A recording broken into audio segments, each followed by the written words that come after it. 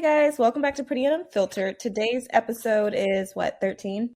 13, 14? Episode 13. 13. Yep. Cool. Today's episode is one that's been on my heart for a while because we're tired of hearing the same recycled narrative of what it means to be high value. What does that mean?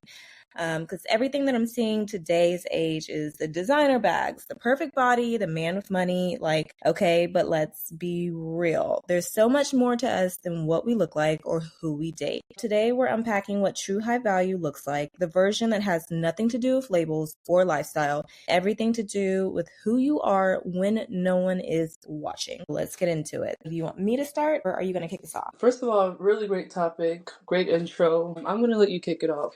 I like where this is going. Cool. All right, guys. So today I want to talk about something that's been on my mind. That is how we define a high value woman, because I'm seeing a lot of noise about it online. And honestly, most of it is just surface level.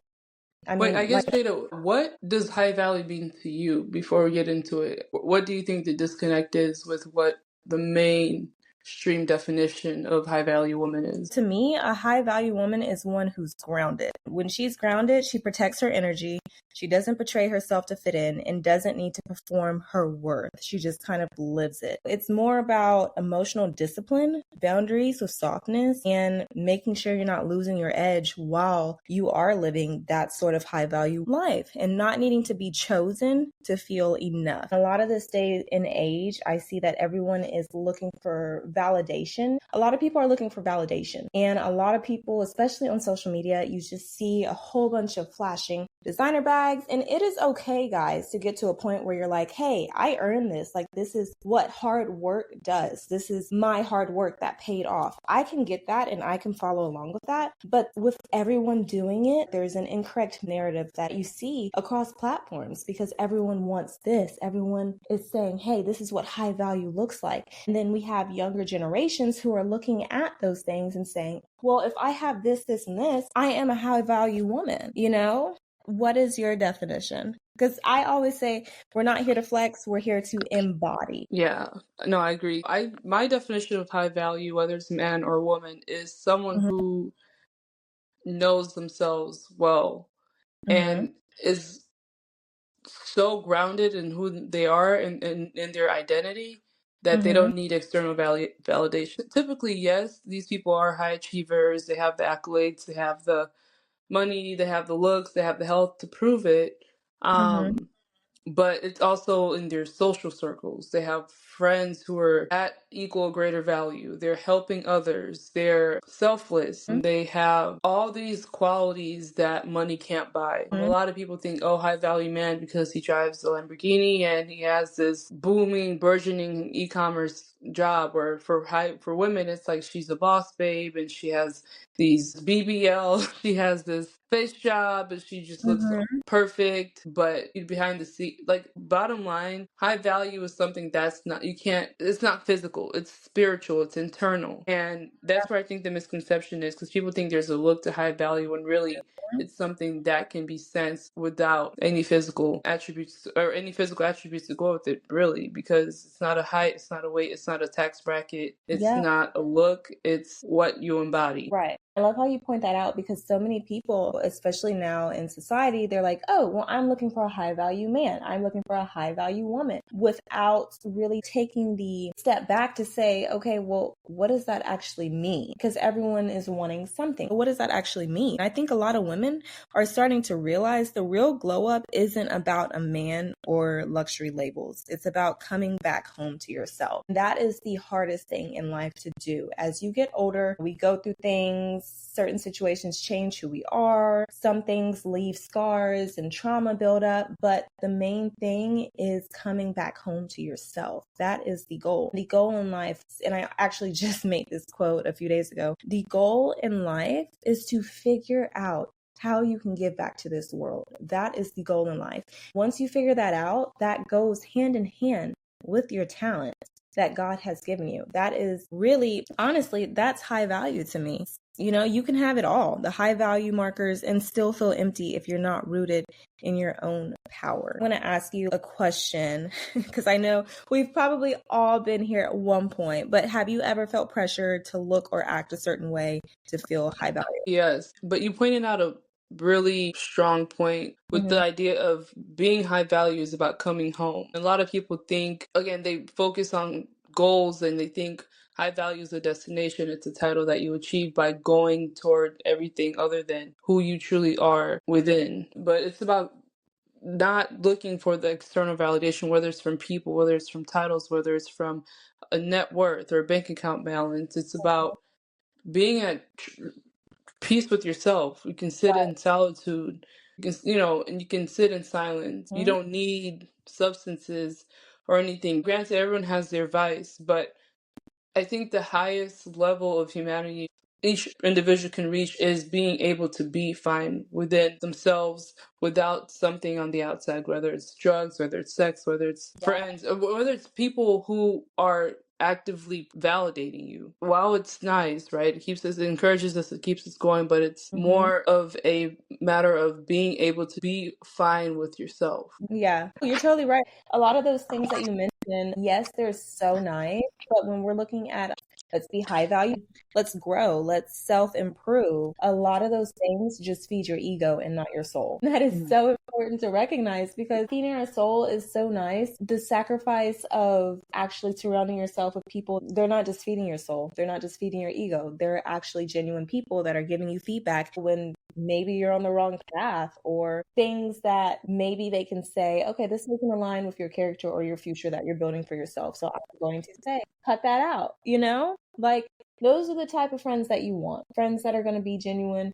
If you surround yourself with high value women, they hold their self accountable. You best believe that you're gonna start holding yourself accountable too, because who you surround yourself, you are.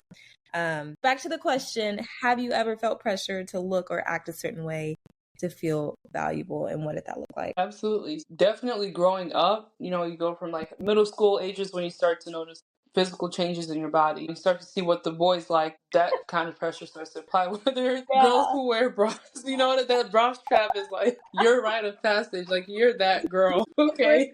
No, literally see that you're like, okay, like I want to have bigger boobs. Yeah. And with social media during 2016, around that time, it was like the BBL era where everyone wanted just the Yeah. curviest curves, voluptuous butt, non-existent. And then also like the big lips, you know what I mean? Like thank God, like I was born with naturally full lips. Yeah. Those kind of pressures, it's like, okay, I want to get I want to have a bigger butt, I want to have a smaller waist, I want to have this and that. And it's like you're doing all this to seek validation. And for me, I never got too carried away with it though. I reached a point I'm like, okay, this is ridiculous. Yeah. Full transparency, I think the only thing that I've ever fully like struggled with in terms of like wanting to seek validation and gain approval of others with like my weight, like trying to be like skinny, like thin, like you know what I mean, like a Victoria's Secret model thin, and that was high school, middle school. There was points where it was like threw off my hormones completely. Like I was just exercising excessively. I Yeah. wasn't eating enough on purpose. And I mean, after like, I got to a point where my body literally just like almost shut down on me. Like when it became like a medical concern, I was like, I reflected. You get to a point you just sit and you're like, what was the point of all this anyway? It's like you do it, no one notices, right? Even if they do, it's fleeting, right? Because for you, it's just never enough. You're like, okay, I can do better, I can do better, I can do more. I want more validation. You go on that endless spiral, endless loop of seeking validation because people get used to the new look and they're like, all right, this is boring. Let me lose more weight. Let me lose more weight. So that was my biggest thing and the only time. But eventually, like I said, after I hit rock bottom at that point, I was like, okay, this could potentially make me really sick or kill me. That's when I Yeah. was like, I can't do anything. And that when I say anything, that literally changed my perspective on all areas of my life. Like I said, from that point on, I was more like an outcast, like a misfit. Like I'm just gonna do what I want, no matter what seems to be popular amongst my siblings, amongst my friends, social media, anywhere. What about you? No, I love that. And I don't think people are open about that enough. It needs to be brought up more, especially in high school, as girls are growing into themselves. I've always said that middle school to high school, that is the toughest area for a girl. A female in general, like just a girl growing up, growing into her body, growing into herself, taking in everything that the world is throwing at them on a daily basis. And social media, like Instagram, was just now starting to boom and starting to be a thing when I was middle school. I remember the old, like, it looks like Polaroids when you post on Instagram. That is when Instagram was starting to be a thing. With our girls and the future generation coming up, what they're seeing on social media, I just cannot imagine the thoughts and everyday process that they're going through and what they're being shown, because I feel like it's always portrayed for them to be better in this area, and they're not being shown or taught, hey, love yourself, unless you are parenting your children in a way that says, hey, love your natural self. I am the girl that I love my med spas. I can't tell you guys I don't like them, because your girl loves them. I love going to med spas. That is just like my personal way of pampering myself. I am only for enhancing beauty. My rule of thumbs is love yourself naturally first before you ever go get the work done. A lot of girls are running and chasing, like you said, just to get that work done for validation, instead of, I'm just getting ready to enhance my beauty. Like, I love the way I look. I love who I am. I'm just enhancing that. Okay, I need to change my appearance. Like, you're not trying to look like someone else. Like, let's not look like someone else. Look like you, and love that about you. Back to your question. Yes, I think my area was probably, that's such a good question. I think for me, it wasn't about looks. I've always been the girl, middle school and high school, that had the boobs, the body that had the fit. I'm like, okay, I was the perfect figure, had the boobs, had the butt, had the face, had the hair, everything. However, even though I had all of that stuff, I feel like I struggled in areas that were more mental.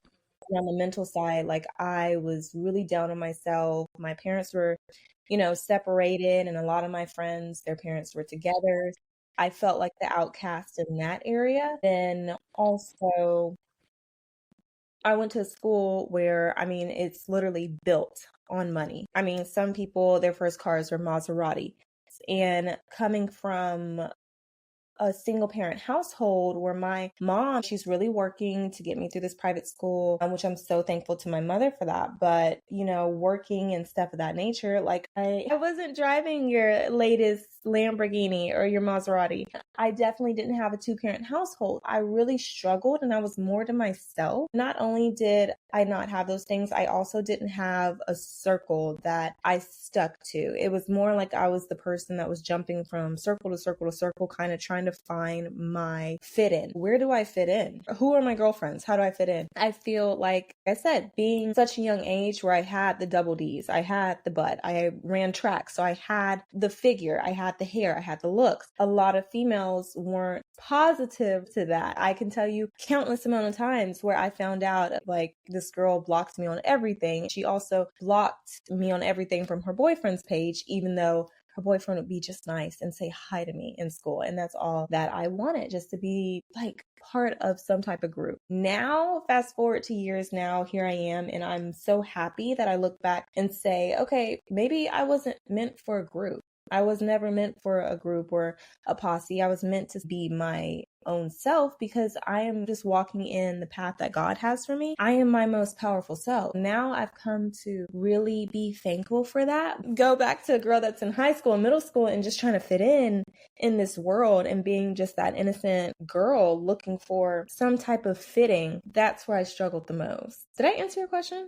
I think that answered the question. Is she able to stay calm when other people are projecting? A woman who can sit with herself, that is one powerful woman. So that woman, she doesn't need to prove anything, because she is the proof. A lot of times we don't talk about that, because a lot of people project their traumas. A lot of people project what they're going through in life. A lot of people have their opinions. A lot of people speak to you 24/7 of the day, and how you choose to respond, you don't always need to respond, honestly. And when people are projecting, you're not responsible for their projections. Yes, they can tell you maybe what they think about your life, but you're the one living it.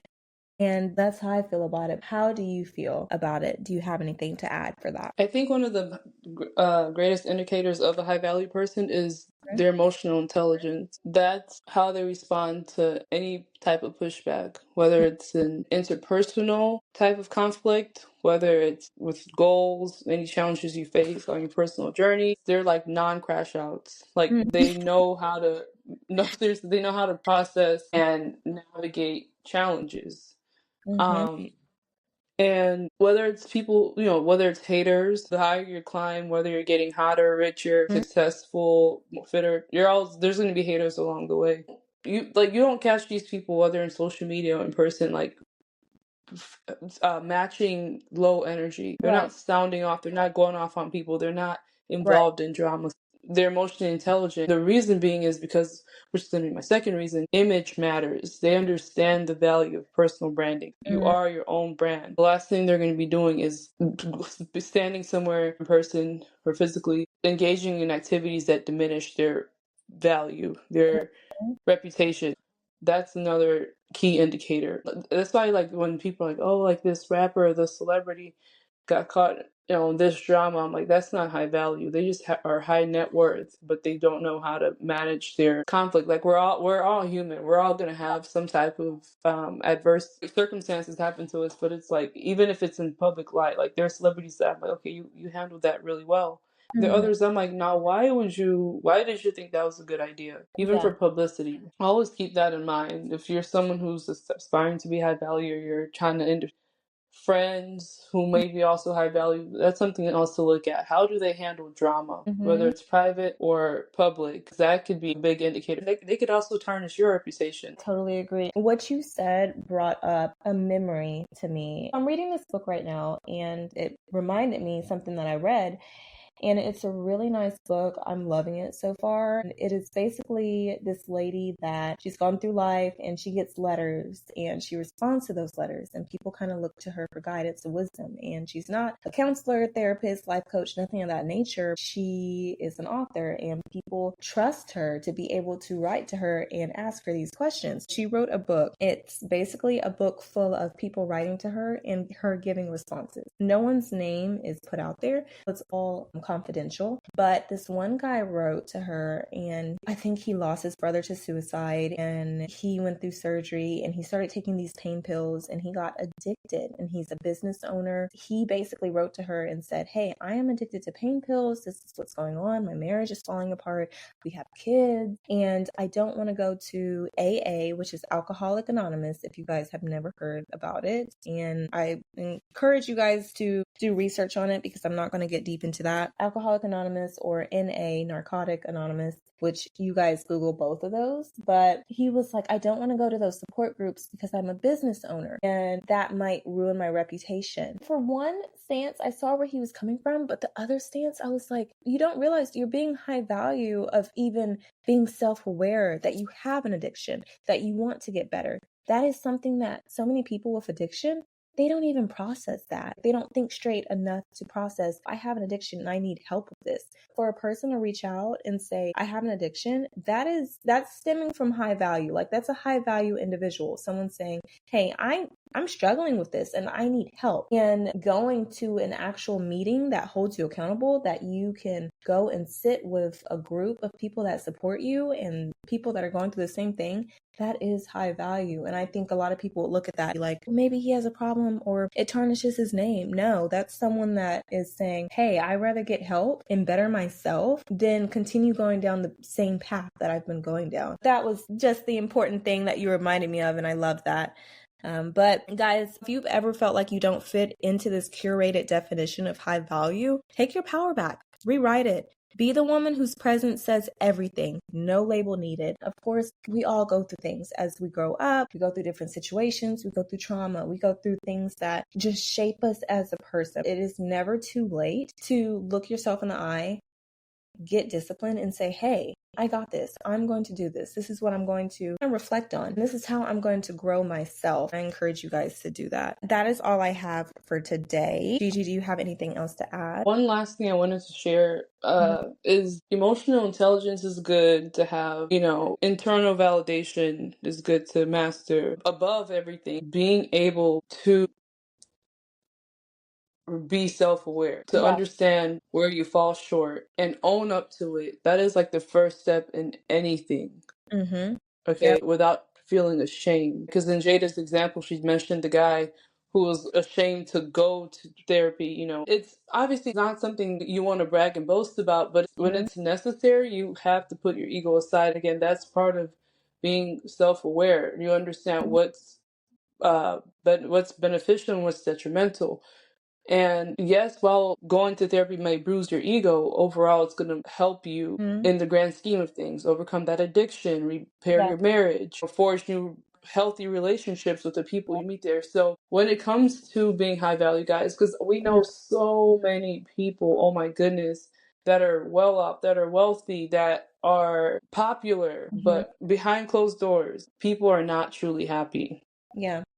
Yep. Okay, I've seen this. I've seen people that I admire behind closed doors. Those people are not happy. And it's because they haven't mastered that aspect of themselves where they can find inner peace. They can pull out, they can draw out their demons and sit with them, take the power back, take it away from these things. The power is not in the bottle of alcohol you're holding. The power is not in the person you're sleeping with. The power is not in your career. The power is not in your bank account. The power is within you, and you have to be able to. Amen to that. That was a good one. So the first step is realizing that though it doesn't matter, you're going to respect yourself, because no matter what everyone says, let me tell you this, naturally people will gravitate toward you when you're in a higher place internally. I'm going to say that. I don't want to say high frequency, high vibrational, because that sounds really woohoo, but it's true. When you're in a higher place within, people pick up on that. People notice that. People want to draw closer to you. Now, granted, their intention is not always positive, because some people see your light and they want to dim it. But nonetheless, you will naturally attract more respect. You attract more eyes. You attract more opportunities because you are in a higher place. And because you're in a higher place, whether one, you'll be able to discern who's for you and who's not for you, right? Two, you'll be able to overcome any challenges, because sometimes you will get an opportunity, but it may fall through. But you won't let that diminish your own self-worth, because you know greater opportunities are ahead, because you know your own value. You know what you're capable of attracting. You know what you need to do to attract better. And that's it. So guys, if there's anything I can say, the highest, most important takeaway from this is master your self-awareness. Know who you are. Be comfortable with going within, and understand that the power is nowhere else to be found but with you. You're the one who assigns the power, so give it to yourself first. Yeah, that is such a good one. That is such a good one, and a great way to close it out for sure. And definitely piggybacking off of what Gigi said, like, a lot of people say that you attract who you are when it comes to dating. Guys, while that is true, there's other areas where I feel like people don't put eyes on. Yes, you do attract where you are in your healing journey. As you continue to heal yourself and you return home to yourself even more, you're grounded, you're on cloud 10 of your healing journey. You are on the radar of people who are just seeking to take that even more. Yes, you will be attracting people that maybe are on your same level when it comes to healing, but the people that are on the bottom level, that are really needing something, that just can't look within themselves, that really need something from someone else, you are high on their radar too. Like Gigi said, that discernment, as you continue to go home to yourself, you continue to grow, you continue to open your eyes a little more, especially in this world, you'll be able to discern those people that are really, really just looking to suck the life out of you and suck that energy out of you. I'm going to go ahead and close this out, and I hope you guys got some good pointers for today. Here's what I want to leave you guys with today. You are not defined by what you wear, what you have, or who validates you. Your value is not something you have to earn. It's something you return to. It's in how you lead yourself, how you self-correct, how you hold your own hand when no one else is clapping. Being high value is not about perfection. It's about alignment. And when you're in alignment with who you really are, that's when everything else starts to chase you. Don't shrink yourself for the world. Make it rise to meet you. And we will see you guys next week. Stay pretty and stay unfiltered.